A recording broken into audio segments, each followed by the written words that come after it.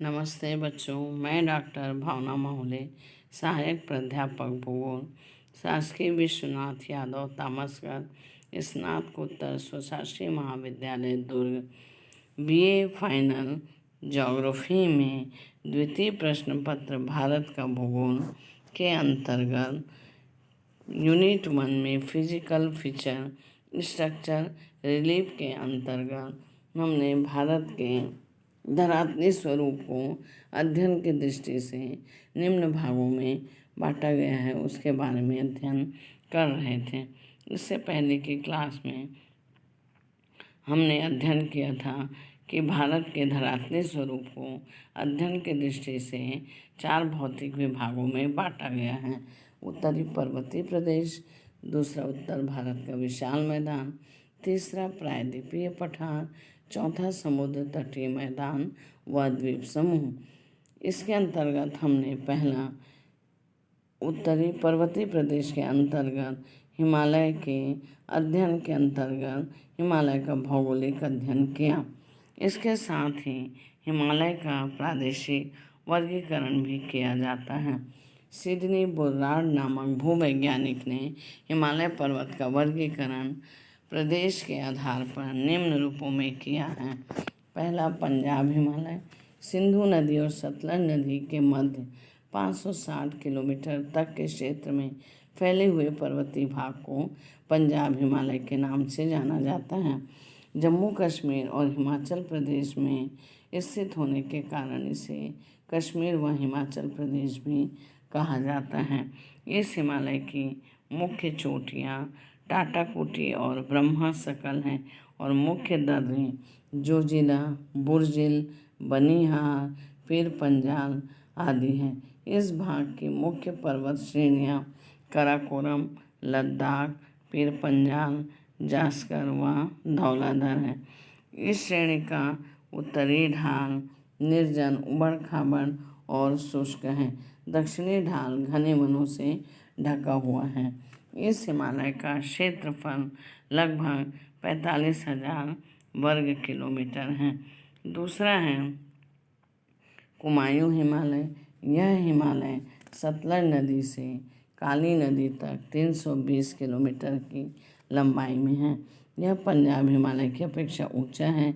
इसका क्षेत्रफल लगभग 38,000 वर्ग किलोमीटर है। ऐसा माना जाता है कि पहले इस प्रदेश में 360 झीलें स्थित थी। बाद में जब ये झीलें सूख गईं तो यह वर्तमान उपजाऊ भाग प्राप्त हुआ।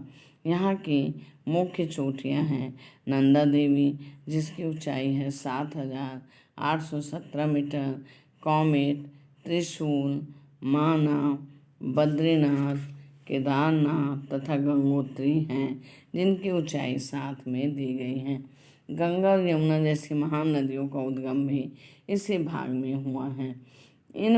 इसी हिमालय प्रदेश में बद्रीनाथ, केदारनाथ, गंगोत्री, जमुनोत्री आदि प्रमुख तीर्थ स्थान हैं। यहाँ मध्य हिमालय और शिवालिक के बीच में दून घाटियाँ पाई जाती हैं। तीसरा है नेपाल हिमालय। यह काली नदी से तीस्ता नदी तक लगभग 800 किलोमीटर लंबाई में है। इसका अधिकांश भाग नेपाल में स्थित होने के कारण इसे नेपाल हिमालय के नाम से भी जाना जाता है। इसका क्षेत्रफल लगभग 1,16,800 वर्ग किलोमीटर है। हिमालय का यह भाग सबसे ऊंचा है क्योंकि इसी भाग में विश्व की सबसे ऊंची चोटी माउंट एवरेस्ट स्थित है जिसकी ऊंचाई 8,848 मीटर है। इसका नाम भारत के सर्वेक्षण विभाग के मुख्य अधिकारी सर जॉर्ज एवरेस्ट के नाम पर रखा गया है। यह चोटी नेपाल और तिब्बत की सीमा पर स्थित है। अन्य प्रमुख चोटियाँ कंचनजंगा जिसकी ऊंचाई 8,598 मीटर है, मकालू की ऊंचाई 8,881 मीटर है, धौलागिरी की ऊंचाई 8,172 मीटर है, अन्नपूर्णा 8,073 मीटर, गोसाई थान 8,018 मीटर की ऊंचाई पर स्थित है। काठमांडू यहाँ की प्रसिद्ध घाटी है। ऊंचे भाग में यहाँ मिट्टी का चरण अधिक होता है, इसलिए यह भाग वनस्पति से रहित है, किंतु निचले भागों में देवदार, स्प्रूस, फर, चीड़ आदि कोड़धारी वन प्राप्त होते हैं। चौथा है असम हिमालय। तीस्ता नदी से लेकर ब्रह्मपुत्र नदी तक 750 किलोमीटर की दूरी पर फैले हिमालय को असम हिमालय कहा जाता है। इसका क्षेत्रफल 67,500 वर्ग किलोमीटर है। इसका विस्तार अधिकांशतः सिक्किम, असम और अरुणाचल प्रदेश में है। महत्वपूर्ण चोटियाँ नामचा बरवा, जिसकी ऊंचाई 7,755 मीटर है, कुला कांगड़ी, जिसकी ऊंचाई 7,554, चुमलहारी, जिसकी ऊंचाई 7,327 मीटर है। इस भाग की प्रमुख नदियाँ ब्रह्मपुत्र, लोहित, दिबांग तथा दिहांग हैं। इस हिमालय को असम में रहने वाली अनेक जनजातियाँ के निवास के स्थान पर कई उपविभागों में बांटा गया है। आका पहाड़ियाँ, दफला पहाड़ियाँ, मिशमी पहाड़ियाँ, कोहिमा पहाड़ियाँ, मिजो पहाड़ियाँ, खासी, जयंतियाँ, मिकिर आदि, जिनमें आका, दफला, मिरी और मशीमी जनजातियाँ निवास करती हैं। इस प्रकार यह हिमालय का प्रादेशिक अध्ययन पूर्ण हुआ। इसके साथ ही हिमालय में अनेक प्रकार के दर्रे स्थित हैं।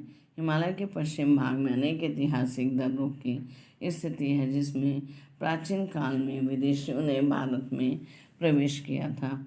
मकरान, गोमल, खैबर, टोची, कुर्रम, बोलन आदि दर्रे हैं। ये अभी वर्तमान में पाकिस्तान में है। उत्तरी हिमालय में मालकंद दर्रा है, जिससे चित्रोड़ को मार्ग जाता है। बुर्जिल दर्रा को मध्य एशिया को मार्ग जाता है। जो जिला दर्रा में श्रीनगर से लेह, कराकोरम दर्रा में यारकंद को, शिपकी दर्रा से शिमला व तिब्बत को, मानवनीति दर्रों से मानसरोवर व कैलाश को, जेलेपला और नाथुला दर्रों की सहायता से दार्जिलिंग और चुम्बी घाटी होकर तिब्बत को मार्ग जाया जाता है। पूर्वी हिमालय में मुख्य दर्रे तेजू, चौकान, यांग्यांग, कांगेरी, तुगब, चौकान है, किंतु सघन वन और तीव्र गति से प्रवाहित होने वाली नदियों के कारण यहाँ आवागमन अत्यंत कठिन होता है। हिमालय में प्रवाहित होने वाली नदियाँ भी निम्न प्रकार से हैं। हिमालय के उत्थान से पहले यहाँ प्रवाहित होने वाली नदियाँ हैं सिंधु, सतलज, ब्रह्मपुत्र, अरुण। महान हिमालय में प्रवाहित होने वाली नदियाँ हैं गंगा, काली, घाघरा, गंडक, तीस्ता। लघु हिमालय में रावी, व्यास, चिनाव, झेलम। शिवालिक श्रेणी में हिंडन व सोनाली नदियाँ प्रवाहित होती हैं। हिमालय में हिमनद की स्थिति भी पाई जाती है।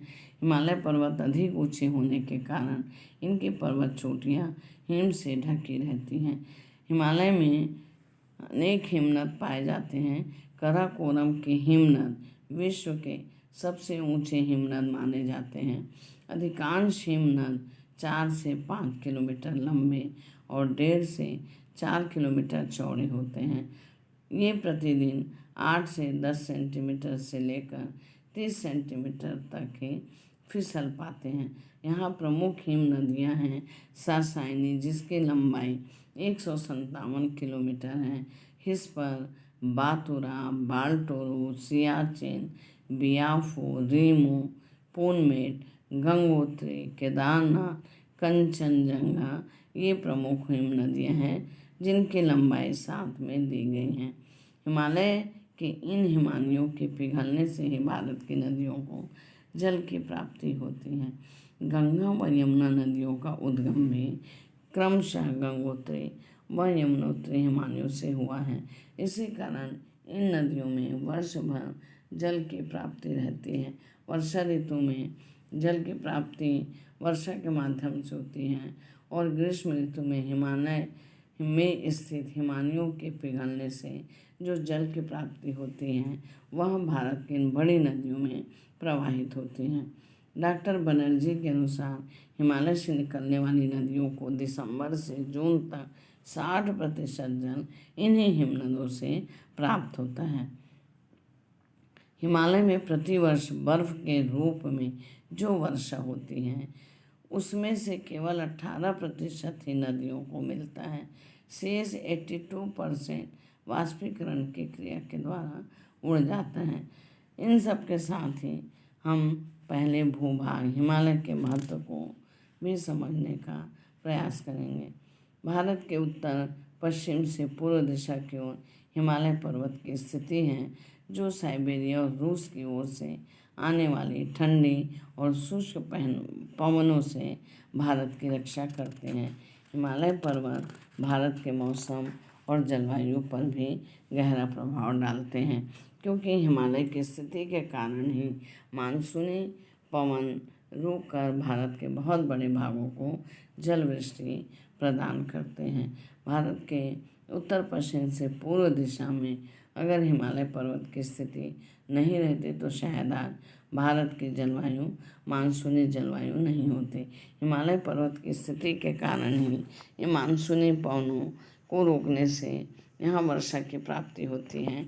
इसलिए भारत मानसूनी जलवायु प्रदेश के अंतर्गत आता है। भारत में अनेक प्रकार की ऊंचाई के कारण अलग अलग प्राकृतिक वनस्पति पाई जाती हैं, जिनमें अनेक प्रकार की लकड़ियों की प्राप्ति होती है। औषधि, जीव जंतु और उपयोगी वस्तुओं की उपलब्धता होती है। हिमालय के हिम से ढके हुए शिखर और प्राकृतिक दृश्यों के कारण इन पर्वतों का महत्व यात्रियों पर्यटकों के लिए बहुत बढ़ गया है। शिमला, कुल्लू, मनाली, कांगड़ा, नैनीताल, मसूरी, देहरादून, अमरनाथ, गुलमर्ग, श्रीनगर, दार्जिलिंग आदि स्थानों को असंख्य व्यक्ति यहाँ पर यात्रा करने के लिए आते हैं।